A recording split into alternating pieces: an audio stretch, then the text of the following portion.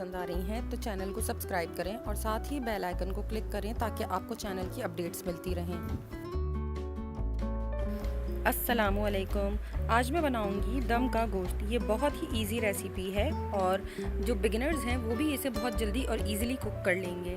इसके लिए हमें जिन चीज़ों की ज़रूरत है उसमें शामिल है बीफ की बोटियाँ आधा किलो,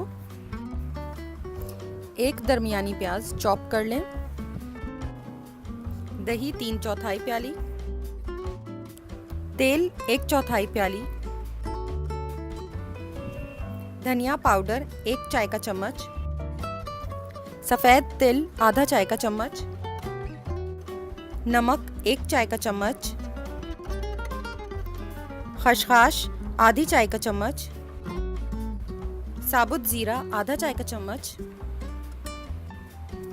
लाल मिर्च पाउडर 1 से 1.5 चाय का चम्मच, हल्दी पाउडर 1/4 चाय का चम्मच, जायफल पाउडर 2 चुटकी और जावित्री पाउडर 2 चुटकी। जायफल और जावित्री पाउडर अगर आपके पास मिला हुआ है तो दोनों मिलाकर 1/4 चाय का चम्मच।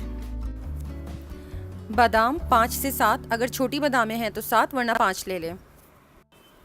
पपीते का पेस्ट 2 खाने का चम्मच, देगी लाल मिर्च 1 चाय का चम्मच, लहसुन का पेस्ट 1 चाय का चम्मच, अदरक का पेस्ट 1 चाय का चम्मच,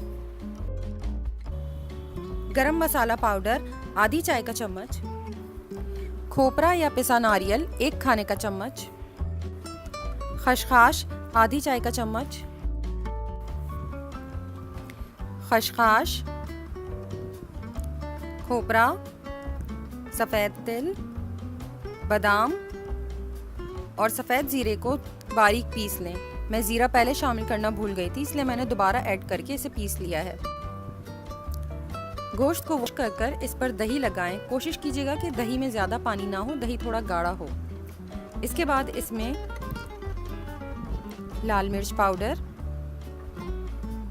गरम मसाला पाउडर, देगी लाल मिर्च, पिसा हुआ मसाला, धनिया पाउडर, हल्दी पाउडर, जायफल और जावित्री का पाउडर, लहसुन का पेस्ट, अदरक का पेस्ट, नमक और पपीता लगाकर अच्छी तरह से मिक्स कर लें।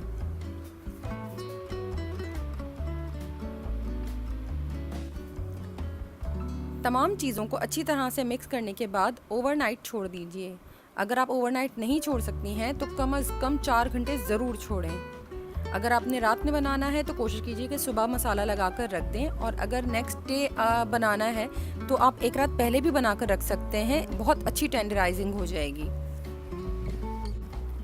जब आपका गोश्त अच्छी तरह से मैरिनेट हो जाए तब आप तेल गरम करें और दरमियानी प्याज फ्राई कर लें। प्याज को गोल्डन ब्राउन करना है। अगर आपके पास गोल्डन ब्राउन प्याज पहले से मौजूद है तो आप प्याज को मैरिनेशन में ही ऐड कर दीजिएगा और इस वक्त सिर्फ ऑयल को गर्म करने के बाद मैरिनेट किया हुआ गोश्त उसमें शामिल कर दें।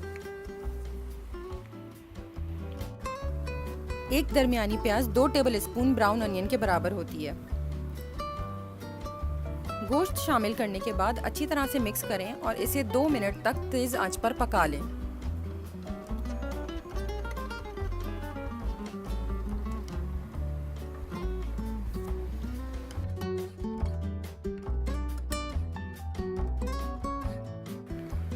दो मिनट तक तेज़ आंच पर पकाने के बाद इसमें आधा कप पानी शामिल कर दें। वैसे अगर आपने बहुत अच्छी मैरिनेशन के लिए टाइम दिया हुआ है तो आपको पानी ऐड करने की ज़रूरत नहीं पड़ेगी, लेकिन मैं यहाँ पर सेफ साइड के लिए आधा कप पानी इसमें ऐड कर रही हूँ। फिर इसे ढककर हल्की आंच पर पकने के लिए छोड़ दें। वक्फे वक्फे से चमचा चलाते रहें। जब पानी खुश्क हो जाए और तेल अलहदा होने लगे तो ढक्कन रखकर इसे 2 मिनट के लिए भून लीजिए।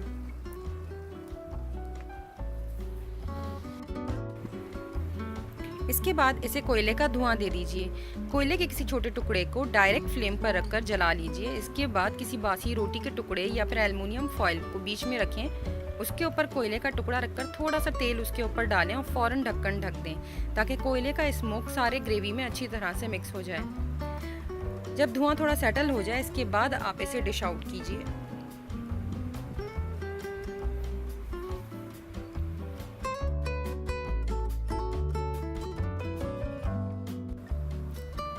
डिश आउट करने के बाद आप इसे धनिया और पुदीने के साथ गार्निश कीजिए और इसके साथ लेमन ज़रूर दीजिएगा।